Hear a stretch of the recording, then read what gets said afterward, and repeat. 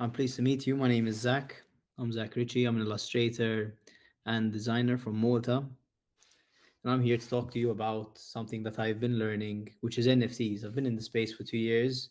I've made a lot of mistakes and I've made some good things. And I'm here to explain just about that whole journey. But before explaining this journey, I just would like to give an idea of the kind of work that I do.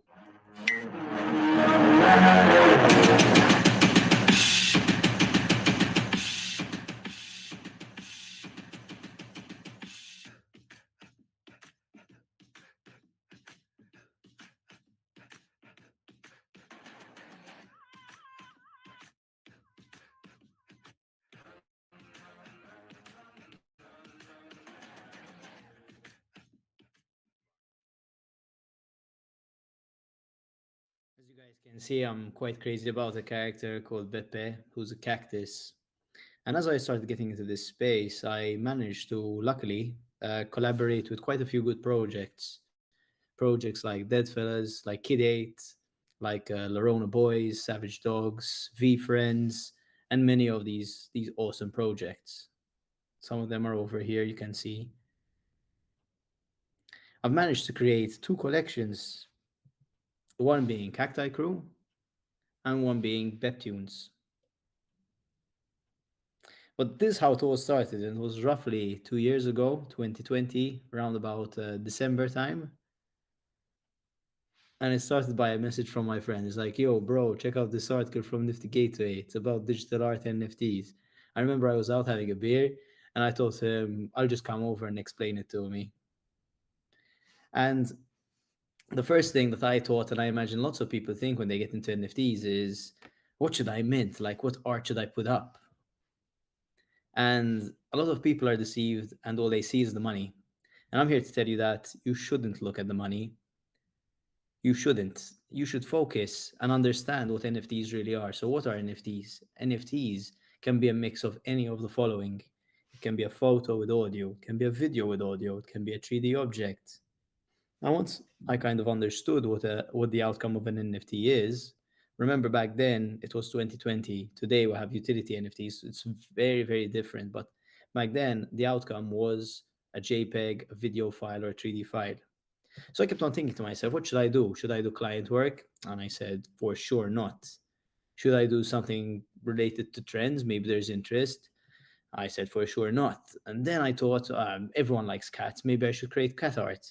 And I said, no. I said, fuck that. This is the time for me to do stuff that I love and that people would love. So it's art that feeds your soul. And I realized that I love drawing cartoons and I've turned Mort into a cartoon. And so that's what I'm going to focus on. It's art that you would do just for fun, art that you would do even if you weren't paid. And that's what I focused on. And then I started thinking, like, okay, if I do art that I love and people love what I like, it's great because we can make money as well. So it's really just chasing what you're passionate about. And as I started exploring the space, I started realizing that there's a value in building a collection. One artwork alone wouldn't really stand out, but if it's part of a collection, it adds more inherent value. Something that's concept driven, something that has a thought or a process behind it, something that's different from the market. And that's how I created this project called Cacti Crew. I created this project mainly this year. It started in March, and I saw a hole in the market where basically everyone is creating these generative projects, which are 10K projects, but they're not creating and putting so much focus on one out of ones. So I set myself a crazy challenge to create a one out of one every single day for a whole year. We're on day 263 today out of 365. And basically,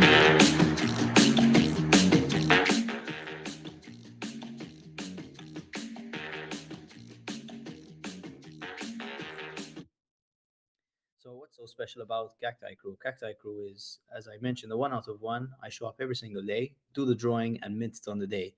And I love diversity, and that's what Cacti Crew capsulates. It capsulates diversity. Every single cacti is different and unique. And I just really wanted to improve my skills daily. And I feel like Cacti Crew has really made me go the extra mile. I've learned 3D because of it. I've learned different styles. I've made lots of cool friends and made some great collaborations because of this project. And this is the main character, Beppe, who represents the prickly pears that are scattered all around the Maltese islands. They have different backgrounds, attributes, and different traits. But I also started, as I was exploring NFTs, I said, why not reuse and add utility? And so the first thing I started doing is giving these POAPs, mainly to people who I've collaborated with and people who are early investors. I also love hip hop and music, so I said it would be really cool to recreate some of my favorite hip hop albums using this character. And I created this collection called Bep Tunes, and I gifted these albums to holders of these Cacti Crew. Here are some of my favorites. I also, because of this project, got the pleasure of working on a toy, and I said, if I'm going to create a toy, I'd love to create a designer toy. And this is the outcome. I was able to explore merchandise and even got the pleasure of collaborating with some local heroes in Malta who are global stars called Charles and Ron. And we created a couture line capsule of these clothes.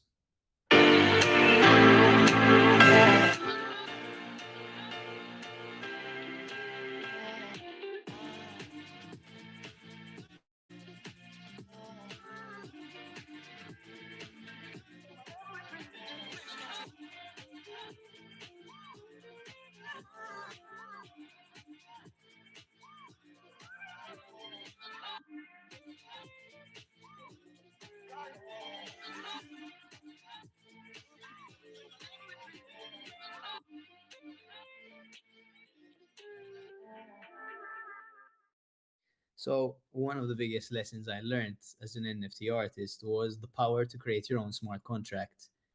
NFTs are amazing. The fact that you can create something that becomes an asset and you earn royalties. But what people don't tell you is you should create your own smart contract and you shouldn't create a contract under the platform like OpenSea or Foundation, or you should create your own smart contract. And I didn't know this. And I got to know about this as I had a secondary sale and the royalties never came in. Now, a lot of people do this. They create art under the platform's contract and they're not aware that they should create their own subcontract. And the smart contract, creating your own smart contract, is a bit more pricey, but it's a lot more worth it. So after learning this big mistake, I spoke to the community, I spoke to people I've collaborated with, and they all told me about this amazing software and platform called Manifold. And what makes Manifold so amazing is it allows you to create your own smart contract. And it's very easy to use. Here's proof of my smart contracts. Well, what makes it so amazing is it allows cross bridging. And what that means is if something is purchased from a different platform to another platform, they still respect royalties and they pay royalties first before the platform. And besides that, they also at that time had something amazing called split royalty. So if you ever collaborate with someone, as I previously collaborated, it used to be a nightmare to remind the person, hey, listen, our artwork just got sold again. You mind splitting the royalties? This does this completely automatic. So every time, indefinitely, it will automatically split royalties. And they've progressed so much more now. They allow you to do a minting page.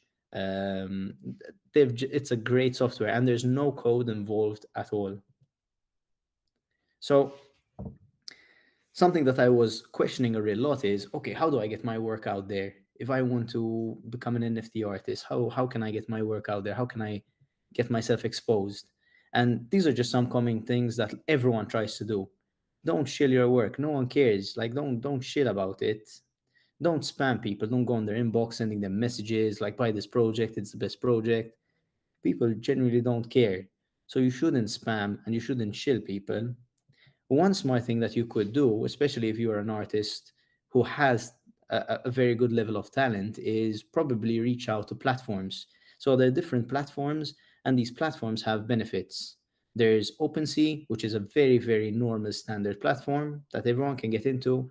And then there are very extreme and high end platforms like Super Rare, which is extremely exclusive. And the collectors over there are of a very, very high class. So that could definitely get you the right attention.